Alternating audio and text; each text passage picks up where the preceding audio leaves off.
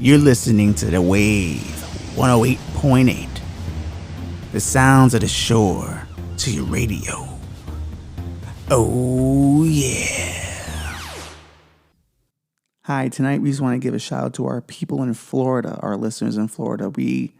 Our hearts and minds are with you. Our prayers are with you as you deal with the hurricane. There was a fucking shark in the street. Literally a shark swimming down the fucking street. Horrifying. We hope you're being safe out there.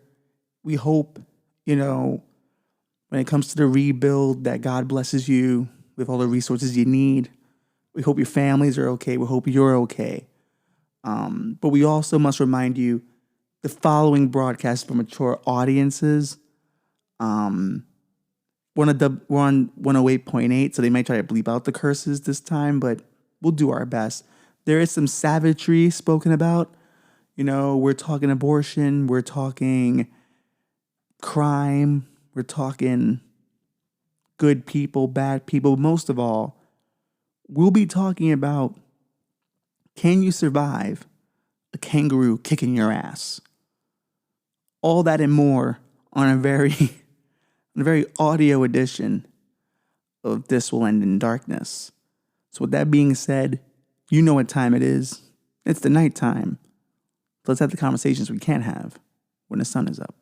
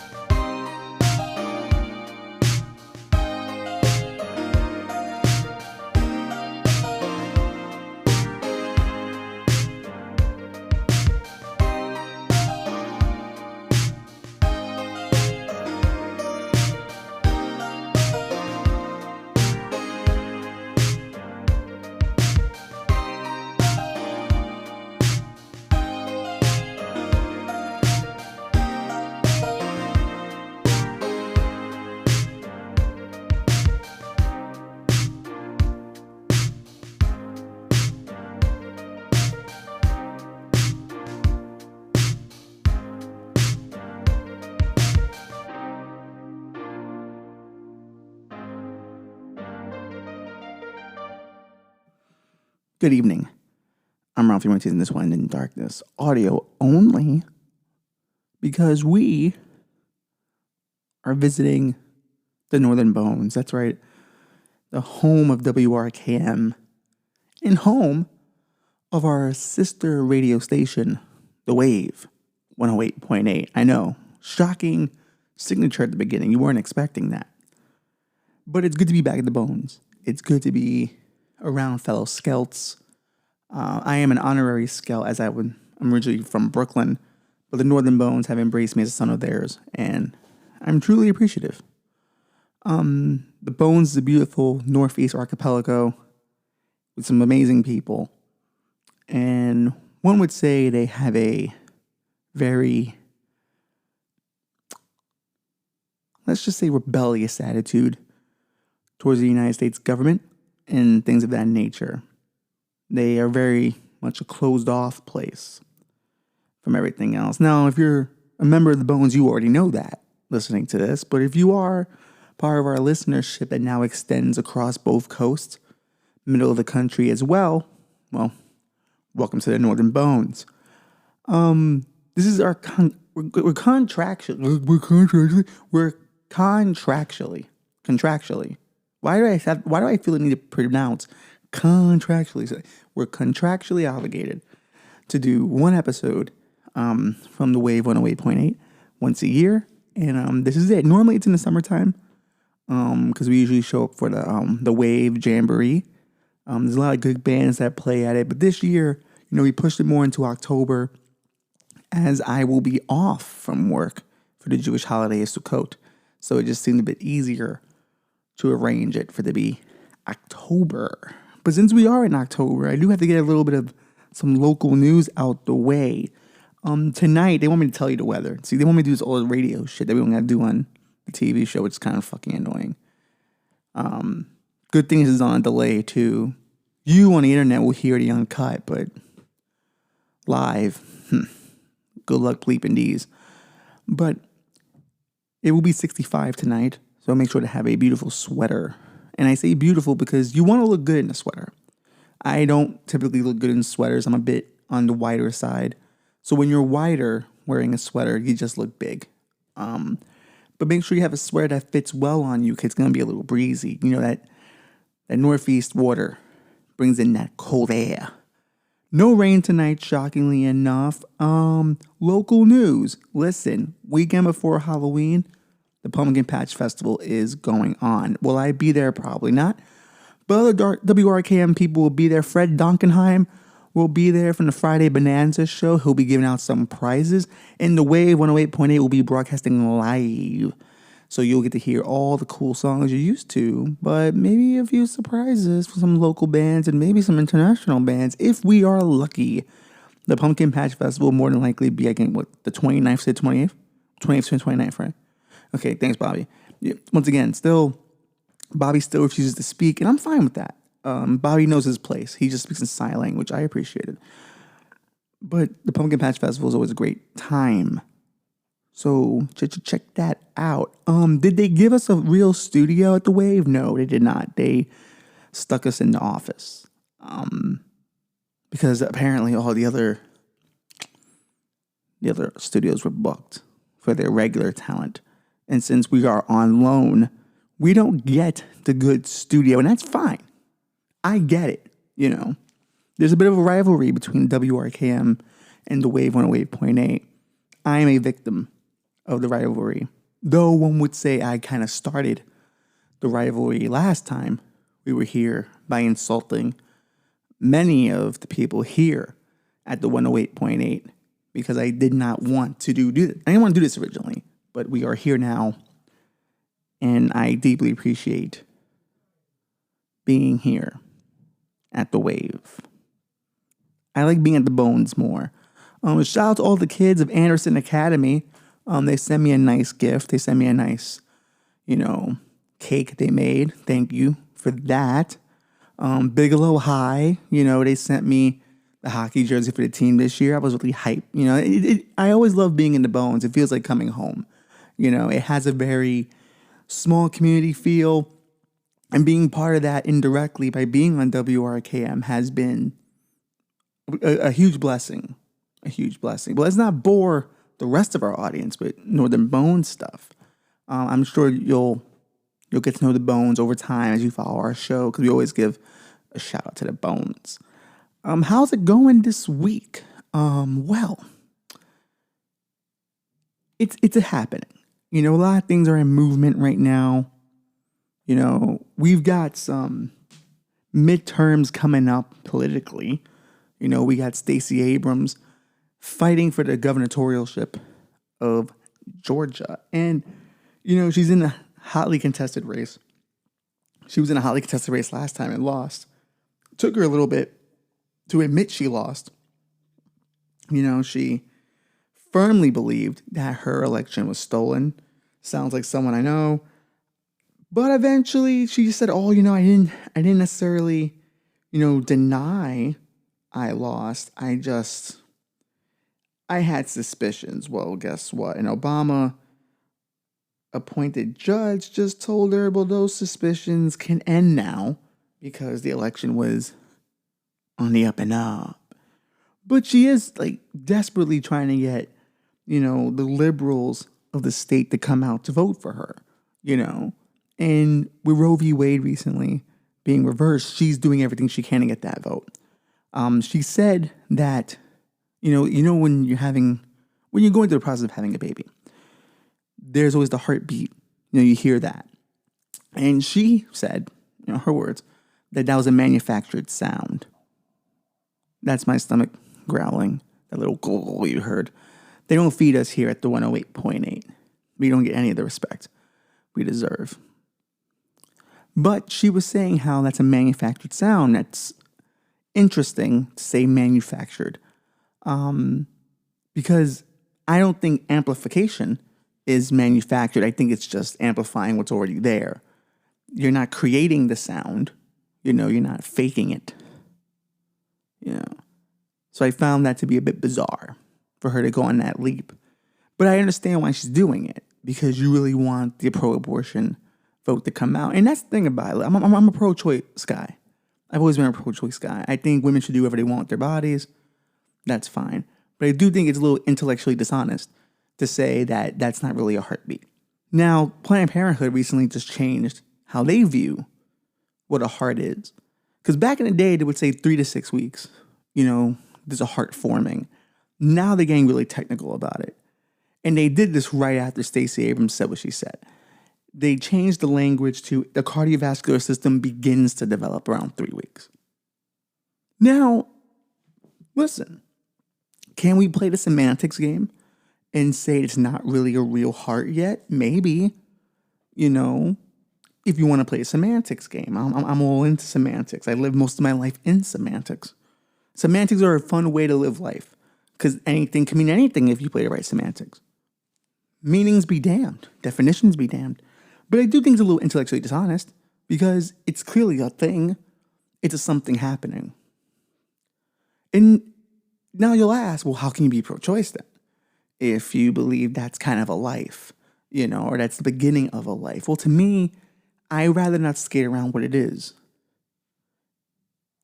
We are, in essence, aborting babies.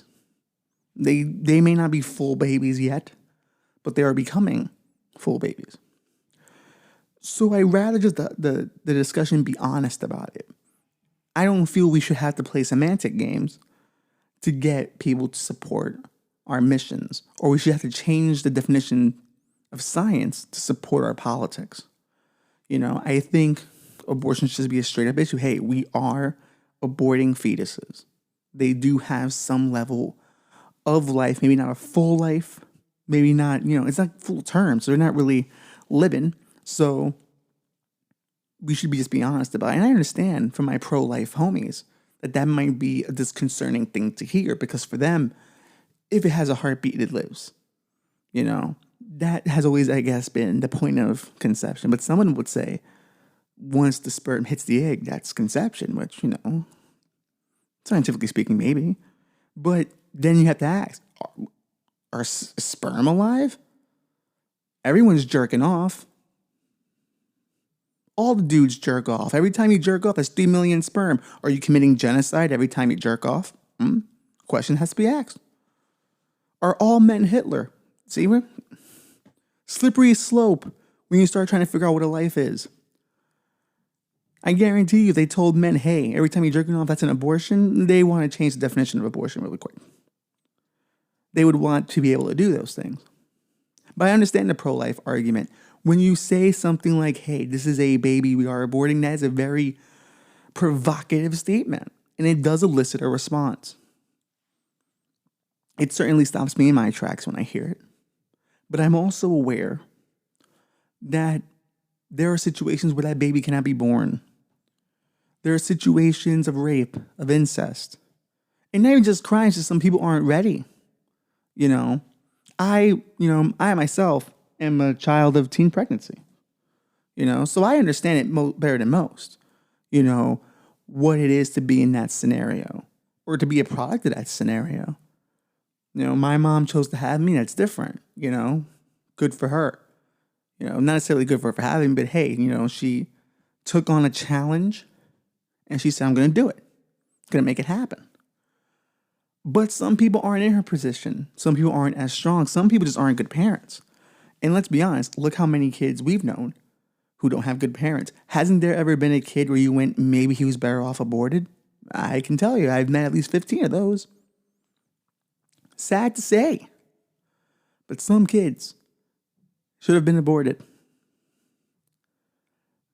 But if Stacey says that heartbeat is manufactured, well, maybe she's not wrong. The womb is a factory of sorts.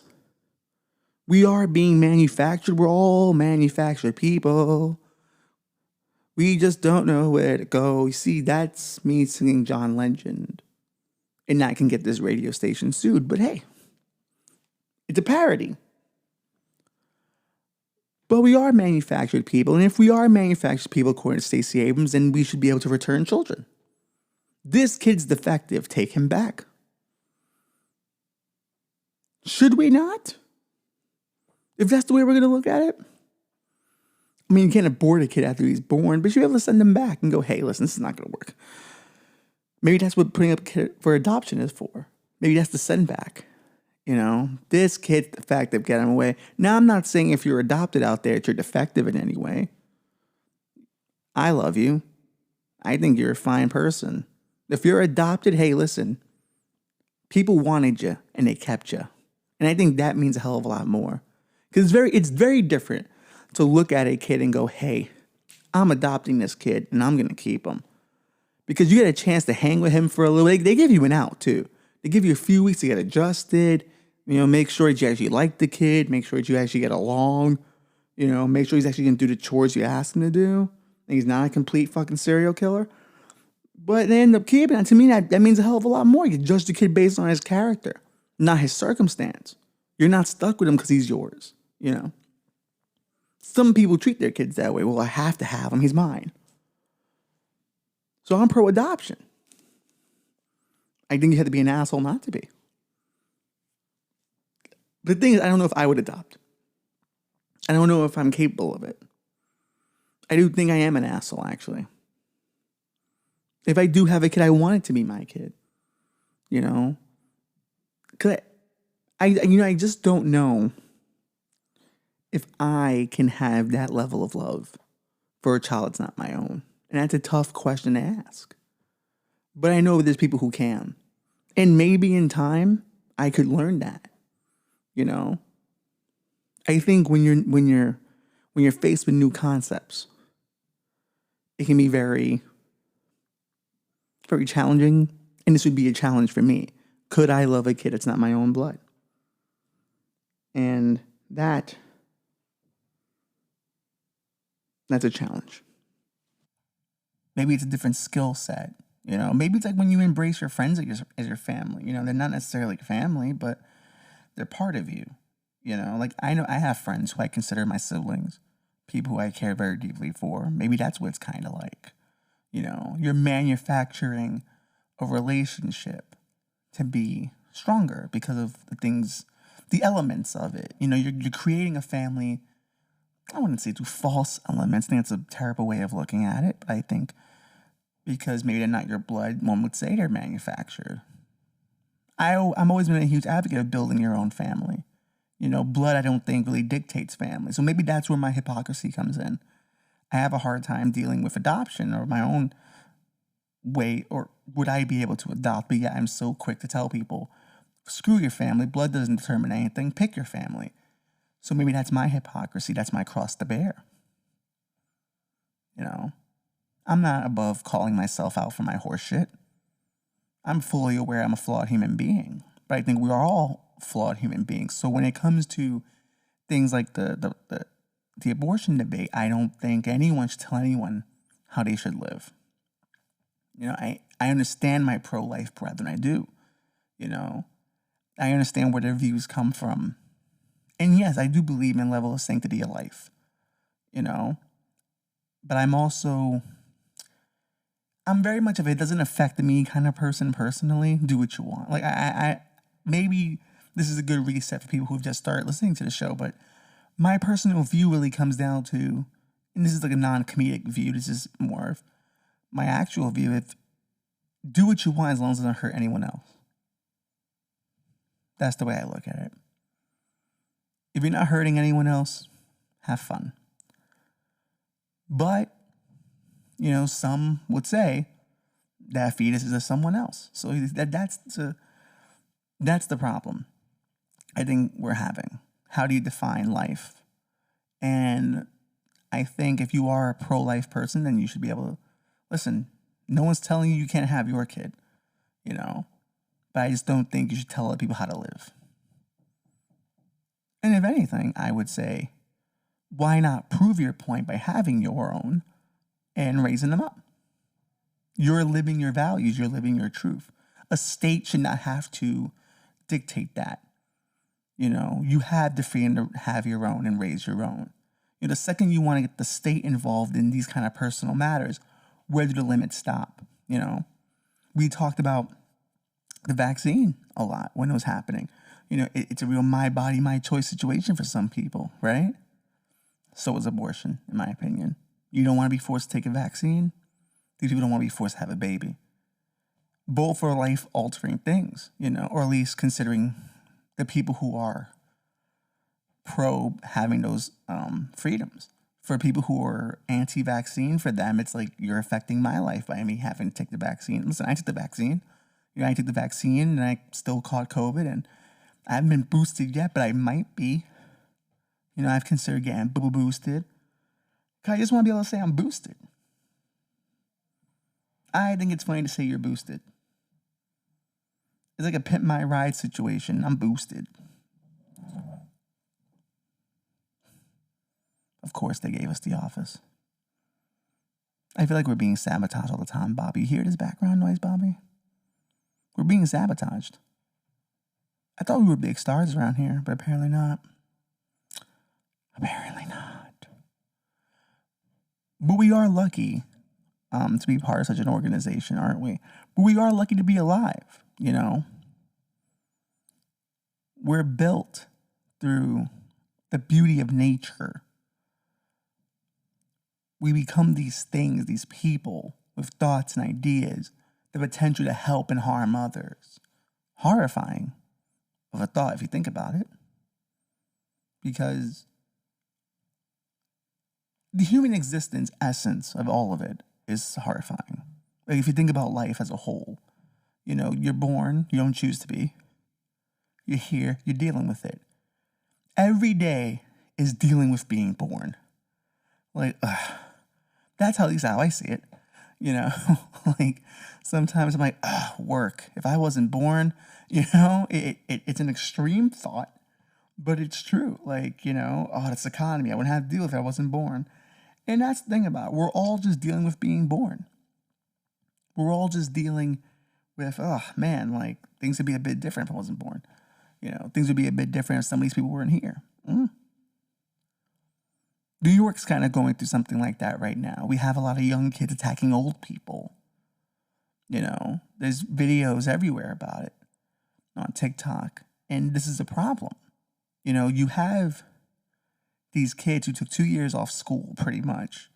No one was really governing them at home because their own parents were more than likely essential workers or people who had to go to work to, make money, make ends meet. So what happened? A lot of these kids end up in the streets. They end up doing shit they shouldn't have been doing. And they continue because there's no law and order anymore in this city.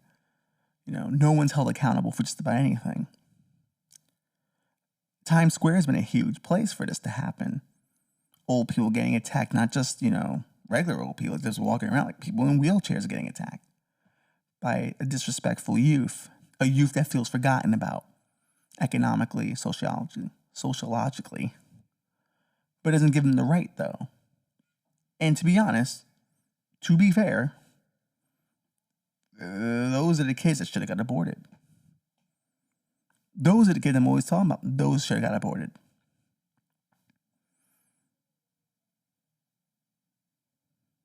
Is it wrong to say it? No, I don't think so.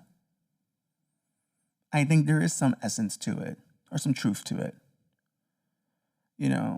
I look at a bunch of these kids, and I often wonder, why are you here? Oh, that's because maybe some people were too poor to get abortions.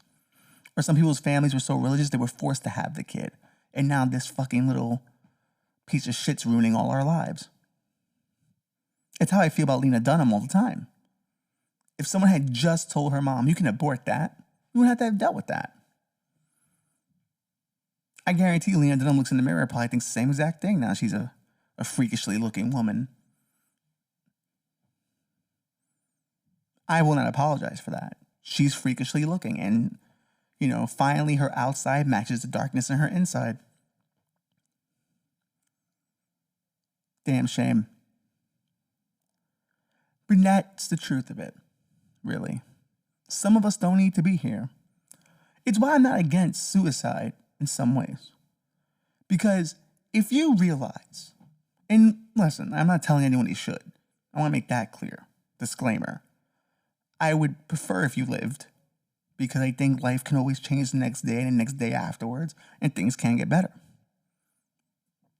But if you've arrived to a point and you really thought about it, and you said, hey, this is not going to get any better. I'm looking at the analytics. I'm looking at the road in front of me. Maybe it's time to go. Maybe it's time to curtain call. I can't necessarily get mad at you for that now, can I? You're the one living the experience, not me. That would be called a late-term abortion. You see, like, we try to make jokes. But I do think that if we cannot abort these young hooligans, maybe we convince them to kill themselves. I don't know. But they won't, though, because that's the problem with youth. Youth thinks they deserve to be here majority of the time, but they don't. That's the beauty of being young, thinking none of this will come back to haunt you, or that, you cannot be defined by these things. You're always one slip away from being arrested or killed. But they don't know that because they're young. They think it's going to go on forever. And they're not just attacking old people either. Their arrogance is taken to other places. Granted, there is an issue with the NYPD here in New York. They can be a bit of a force for, I don't want to say evil, because they're upholding the laws of the state, but they can be aggressive. Let's put it that way. That's probably the most polite way to put anything with the NYPD. But they're now young guys who are starting fights with police officers, and their friends are nearby recording it, trying to get these police officers in trouble. It's been happening in my old neighborhood of Bushwick Projects. It's been happening in a few neighborhoods. I've heard a few stories about it from everyday citizens and police officers. And to me, this is the problem with unchecked, well, not necessarily unchecked. This is the problem when movements get taken over by the worst bad faith actors. When people find a way to exploit it, when people find a way to go, oh, I can have a bit of fun here. Maybe I can scam my way into something. Maybe I can go viral. But it is happening out there, and it's a damn shame because it's hurting the very movement we all fought for during the pandemic.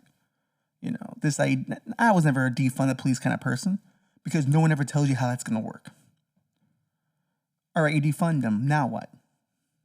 If you ask actual crime-ridden neighborhoods, they'll tell you they want more police, not less police.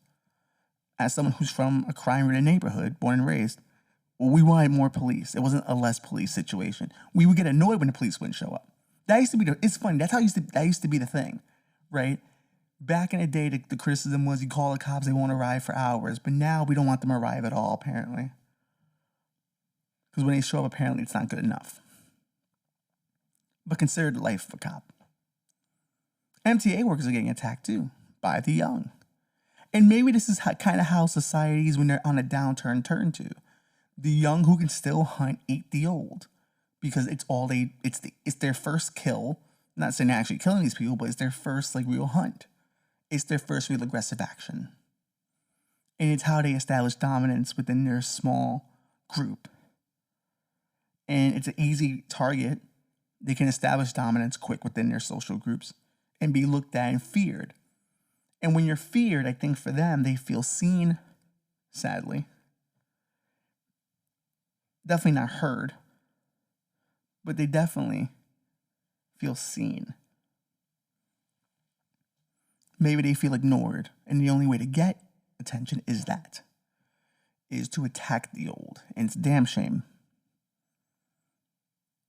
You often wonder, where do these kids come from? And they come from ignored families. Families who probably shouldn't have had a kid in the first place. To people who probably shouldn't have had a kid in the first place. And I think to know you made a defective child, and I'm not talking about defective in terms of physicality and stuff like that. I think, kids who are born with certain issues, certain deformities, certain, disabilities, that's not their fault.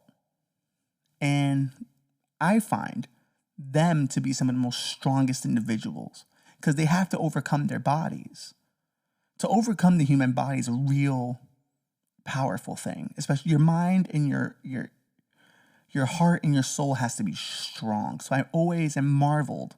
I've always have marveled at people who come with disabilities because they're always going to teach you something about courage. They're always going to teach you something about real fucking strength. You know? But when you do see a kid who has all the abilities, you know, choose to be a defective child, maybe that's the one you return. Maybe that's the one you get rid of. Maybe we send them to an island and we do it, you know, what's that fuck? Battle Royale style. Maybe Hunger Games had a point, is what I'm saying. Maybe Hunger Games had a point. There's a similar ritual here in the Bones every summer, a game the kids play, but it's not with those kind of high stakes, you know, where they do battle with each other. And, well, at least here in the Bones, they don't have that issue with the youth. Because I feel like with the youth, they're very invested here early. And there's programs and there's activities. And, you know, the youth is constantly being paid attention to in some way, whether it's through the society, whether it's through the school, at the school programs. The Bones has it pretty much, you know, set. But elsewhere in the world, it would seem that we have kind of left youth to figure it out on their own. Once the cell phone, once the iPad, once the computer showed up, we just gave them that and went, you go figure it out. You go look up weird shit. I looked up a lot of weird shit. Faces of Death. I saw that as a kid. And did it prepare me for life? No. Certainly made me horrified of life. Still scared of it now.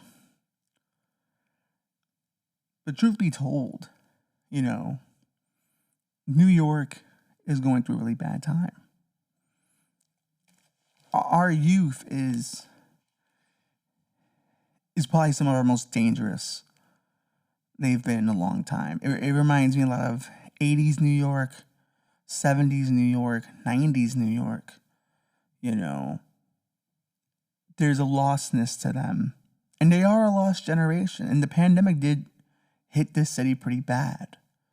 You know, imagine 2 years out of school, but that's where you socialize. That's where you learn. Oh, my headphones fell. Fantastic. That's where you learn the rules of life. That's where you make your first friends. That's where you learn authority. But if you spent 2 years of your youth just running around, having a grand old time, not having to answer to anybody, well, you get what you asked for. You get what you paid for. I don't know what that saying was supposed to be, but it just came out my mouth.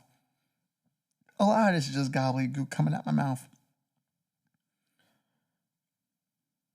But if we are truly manufactured people, maybe, well, to be honest, we do treat ourselves as products. You know, my liver is bad, I need a new one. You know, when you lose your leg, you get a replacement leg. We're always looking at ourselves as a machine that sometimes doesn't function correctly. So I often ask my own self, you know, am I operating at an optimal level? It's why I've chosen to do Sober October, you know. It's been pretty easy, actually. It wasn't hard at all, you know. No booze, no weed, no nothing, you know. Actually pretty simple for me. I'm not someone of those wants.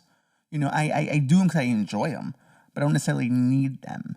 And that's what, you know, that's what makes Sober October fun. You know, I've actually found, you know, oh yeah, like I just do this stuff normally. I'm this mentally retarded normally. I know my apologies for saying retarded, but this is who I am, you know. A nutcase, really. A nutcase. But I often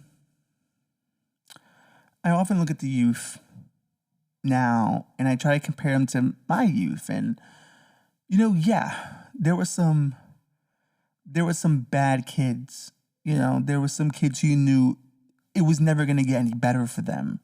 You know, both parents were addicts. They were fighting against their own. Because think about when you have addiction on both sides, you are fighting addiction within yourself. I know I do. Relatives on both sides of my family have dealt with addiction, and something I was talking to somebody about recently, that I know every day is a fight against the addict inside me. I look in the mirror and I know that. I'm highly aware that I'm just a bad year, a bad few weeks from succumbing to the addict inside me. And that might sound dark to some.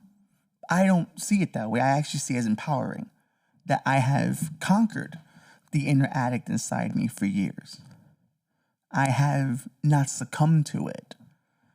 I've flirted when I was heavily drinking in my 20s, but it did not overtake me. And I think that's part of parenting. It maybe it's part of parenting, maybe it's part of, yep. Let's take a listen to that. Yeah. I know I'm fighting that on a regular.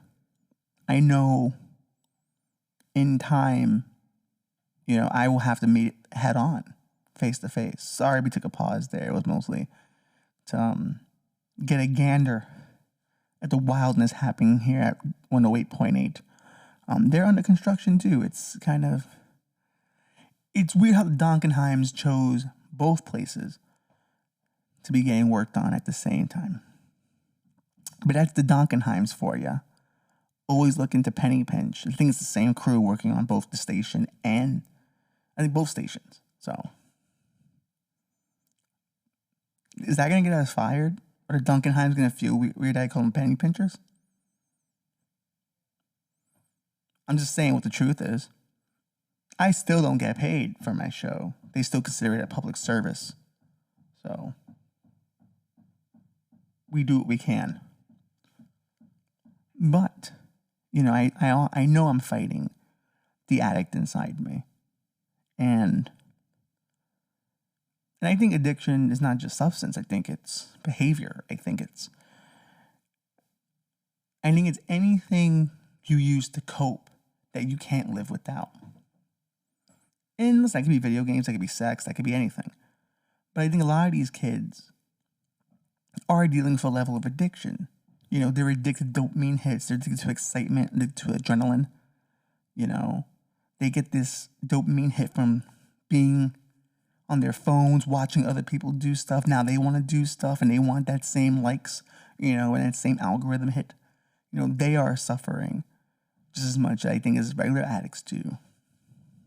And I think that's the foundation of what's happened to our society. We're a society of addicts. The United States of addicts, really. Whether it's fentanyl, whether it's politics, whether it's, racial debates, whether it's, just the things we do every day that don't really do much for us, that take up more time from allowing us to really expand our horizons, spend time with our families, be part of a culture. That's why I'm happy to be here at the Bones. New York keeps me away from the Bones quite often. But when I'm here at the Bones, I am reminded I am part of a culture.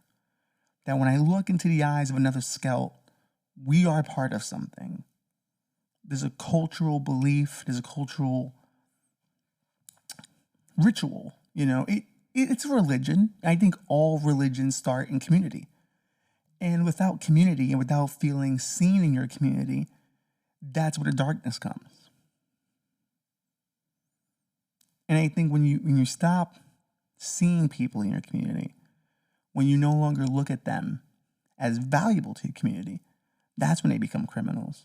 That's when they start, finding a way to survive and be seen. Criminality to me is just a cry for help. It's definitely trying to get resources, but it's definitely a cry for help as well. And I empathize with it. I had criminals in my own family. I don't run from that. I don't make excuses for it either. But I understand it.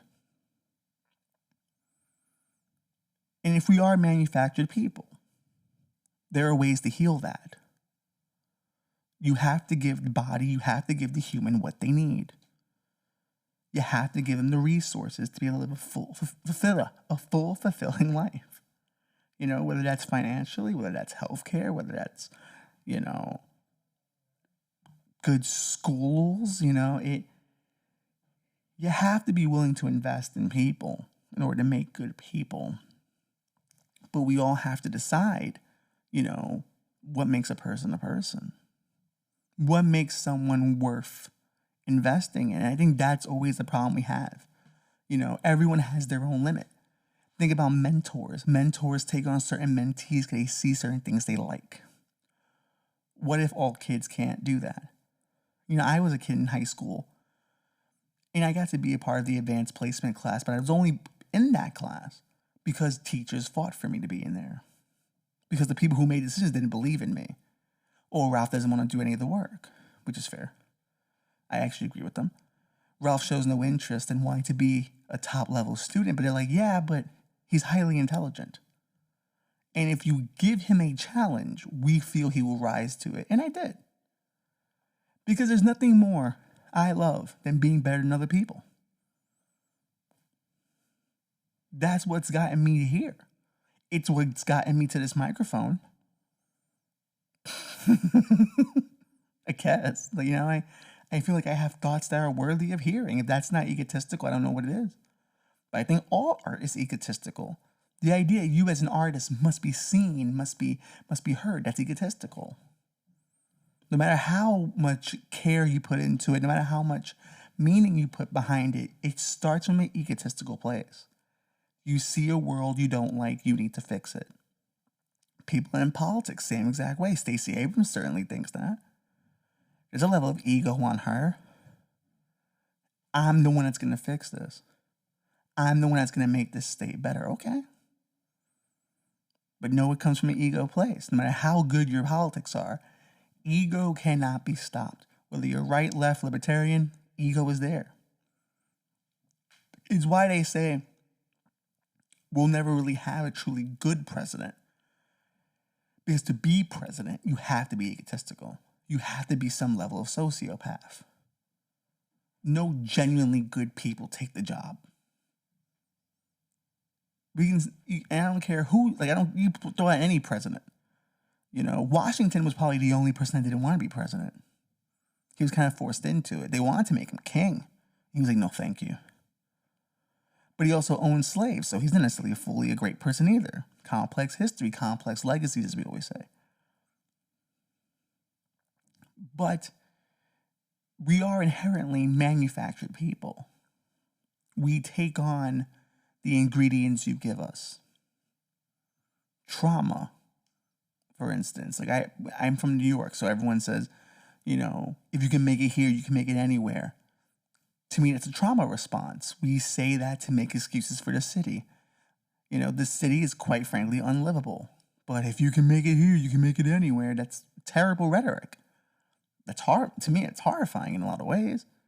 Because you're saying, hey, the abuse is good for me. I need this level of abuse.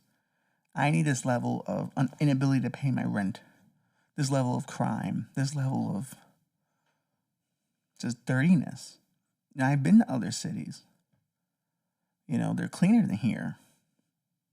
Being in New York, in essence, is knowing there are better places than New York. But you stay here because it's all you know. And knowing, and the people who do put the test, if you can make it here, you can make it anywhere, tend to fail because they come right back. Most of the time. And they complain about wherever they are. It's just not New York. Are our cities over? Because I hear the same thing about LA. Or do we need better cities? Madison, Wisconsin is a fantastic city. I've been there twice. Charlotte, I hear it's fantastic. You know, maybe it's time for other cities to rise up. Maybe they can show us a thing or two how to get things done, because simply New York's not getting it done. It also beckons the question, why are liberal cities such shitholes? I often ask my party of choice that question all the time. I get no answers.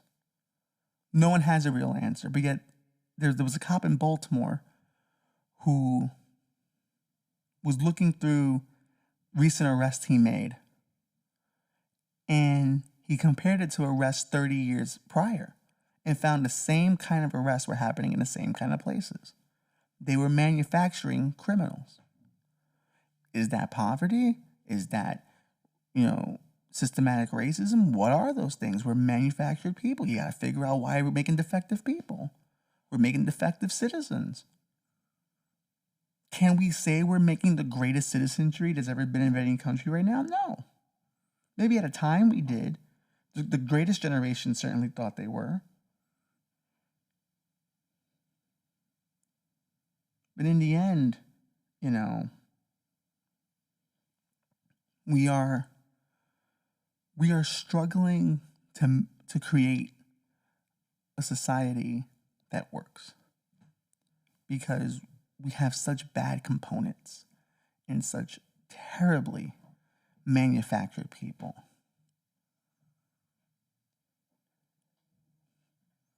How do you solve that? How do you solve that? Programs? The right politicians? It's a tough question. I guess what I would like to leave with people, or to ask the people at home listening is, what are you doing to manufacture the best people we can have? Not just people in your immediate family, not just children you're raising, but the people around you. Are you feeding them ingredients to make them the best person they can be? Are you being the best person you can be? Wow, what a contemplative episode. Not so funny, was it? Sorry. I did throw some jokes in there. But it's been weighing on me, this question. And I'm wondering more and more about it. But are we manufacturing good warriors is another question as well. Recently, a man was attacked by a kangaroo and lost. Now, I'll be honest with you. I judge him harshly. What's a kangaroo got over a human? Reach? I'll give him that. Definitely got hops. But if you've played enough Street Fighter or Virtual Fighter, you wait till he's on the come down and bam, you hit him with Hadouken. That's what I would have done, fighting a kangaroo. But this is one kangaroo death in years? But CNN lost its shit. CNN was wondering, well, who can humans beat in a fight?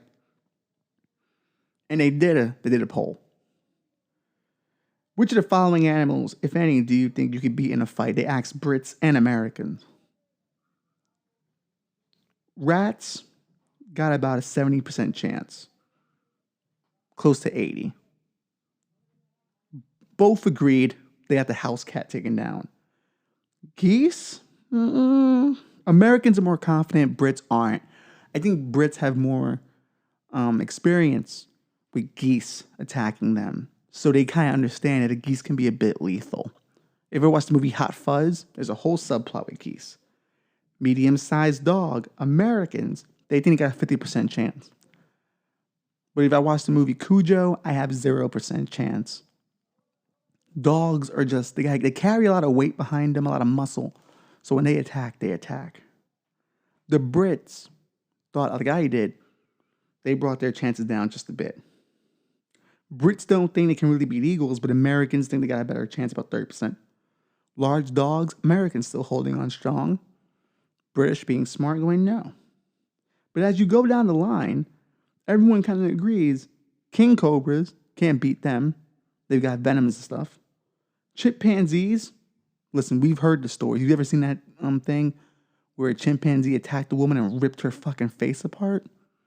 They're stronger than we are. But yeah, we underestimate them. We put them in cute little outfits and think someday they won't come back for us, but they will. The entire plot of Planet of the Apes is their comeback. And I do think Planet of the Apes is a thing. That could happen. I don't know how. I thought Rise of the Planet of the Apes did a really good job. Medical experiment makes them smarter. I did like that. Wolves, both are under 20%. Brits and Americans agree.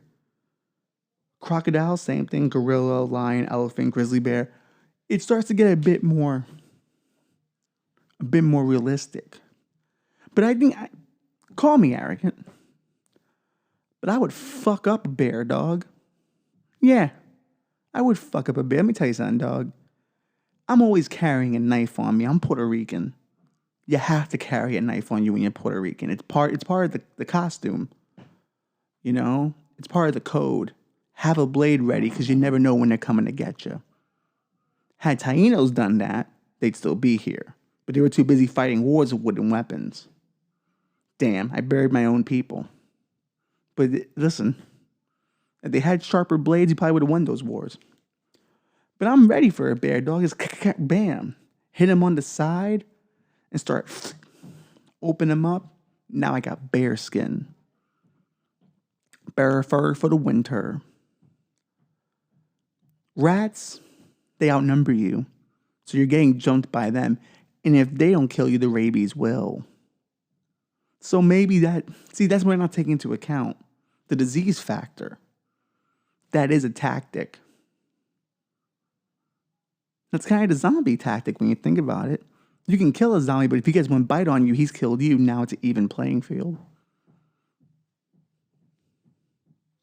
Maybe we should take more of those into account.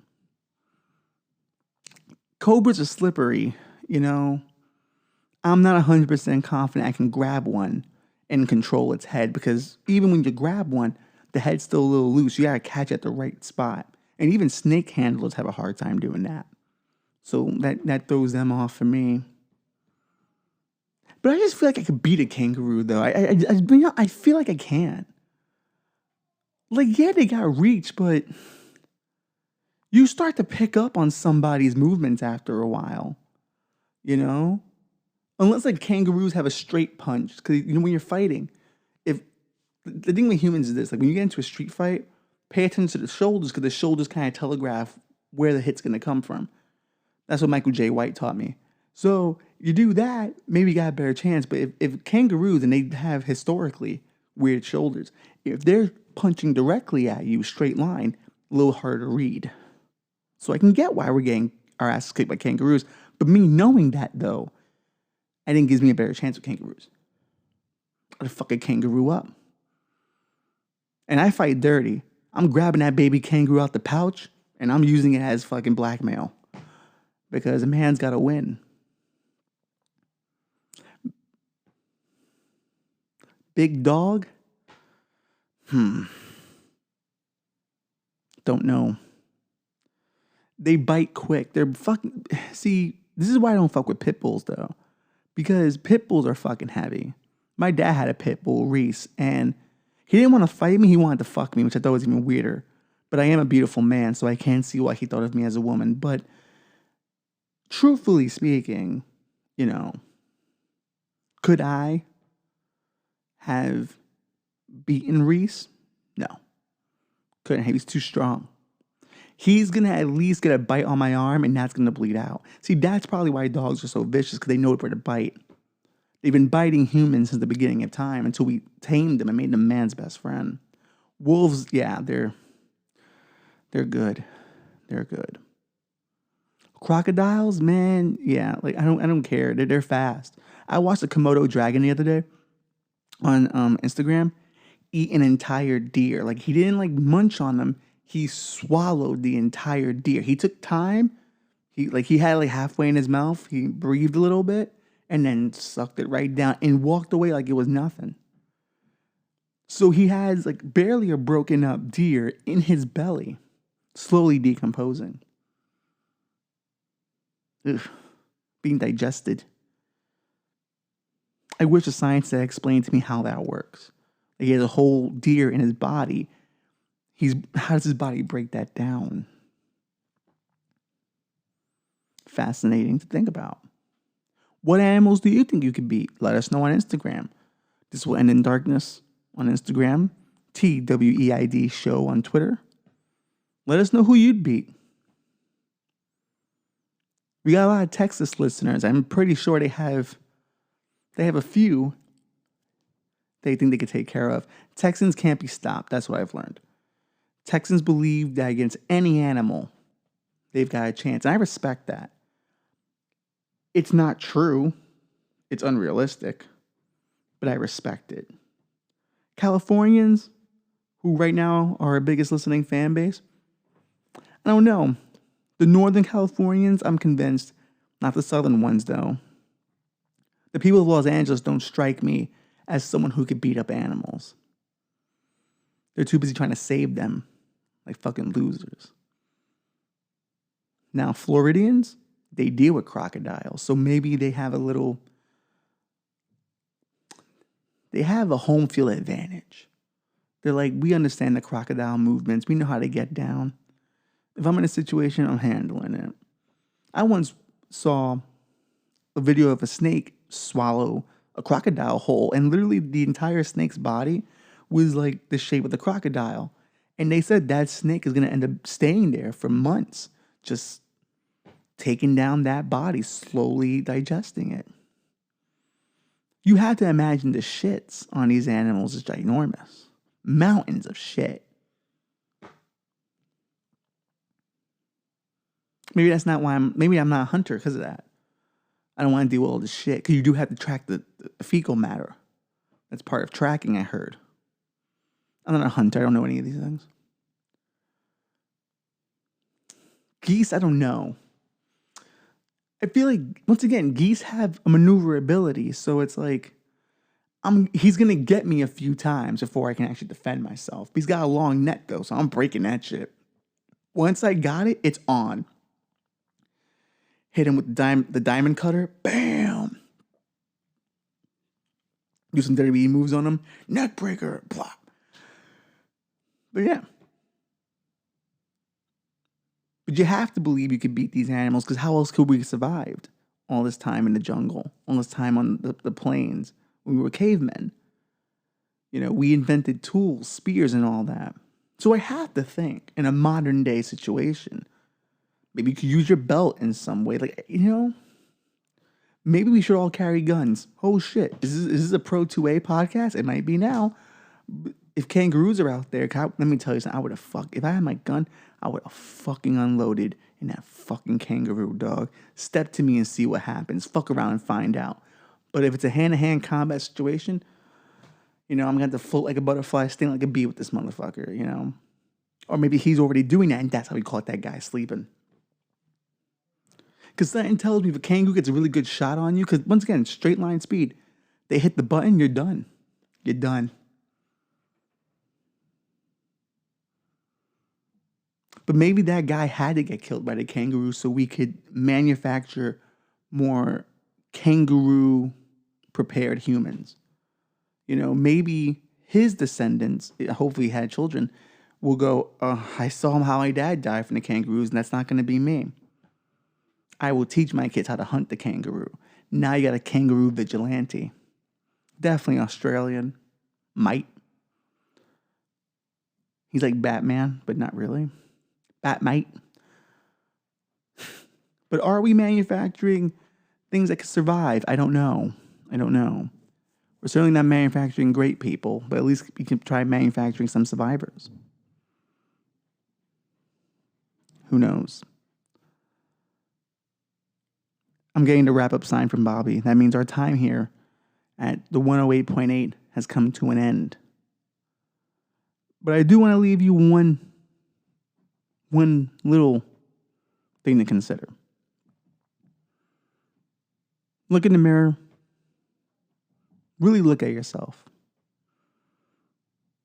And ask yourself, what are you battling? Spiritually, mentally, metaphorically, in your everyday life? Is it your job? Is it your family? Is it your friends? Your enemies? Is it the system you live under? Is it your community? And can you defeat those things? Can you overcome them to be the best person you can be? And in that version of the best person you are, could a kangaroo fuck you up? Or are you going to let a kangaroo fuck you up? That's what I'm going to ask you.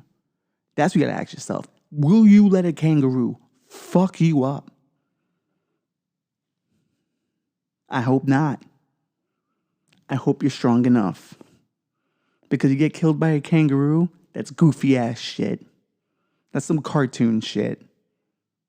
All right? No disrespect. That kangaroo hit him with a 2-piece, dog. Hit him with a 2-piece.